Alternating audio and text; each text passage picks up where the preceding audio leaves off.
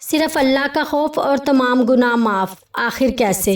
نبی کریم صلی اللہ علیہ وآلہ وسلم نے فرمایا، پچھلی امتوں میں ایک شخص جسے اپنے برے عملوں کا ڈر تھا، اس نے اپنے گھر والوں سے کہا کہ جب میں مر جاؤں تو میرا لاشا ریزہ ریزہ کر کے گرم دن میں اٹھا کے دریا میں ڈال دینا۔ اس کے گھر والوں نے اس کے ساتھ ایسا ہی کیا۔ پھر اللہ تعالیٰ نے اسے جمع کیا اور اس سے پوچھا کہ یہ جو تم نے کیا اس کی وجہ کیا ہے؟ اس شخص نے کہا، پروردگار، مجھے اس پر صرف تیرے خوف نے آمادہ کیا۔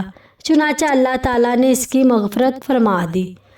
انسان سے زندگی میں کتنی ہی غلطیاں کیوں نہ ہو جائیں، اگر اس کے دل میں اللہ تعالیٰ کی عظمت، سچا خوف اور اپنی کوتاہیوں پر حقیقی ندامت موجود ہو تو اللہ تعالیٰ کی رحمت کے دروازے بند نہیں ہوتے۔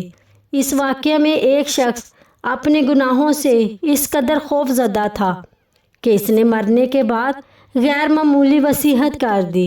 اگرچہ اس کا یہ عمل درست نہیں تھا، لیکن اس کے دل کا اخلاص اور خوف خدا اللہ تعالیٰ کو پسند آیا، چنانچہ اللہ تعالیٰ نے اسے اپنی رحمت سے بخش دیا۔ اللہ تعالیٰ کی رحمت سے مایوس نہ ہوں، کیونکہ سچی توبہ نجات کا راستہ بن جاتی ہے۔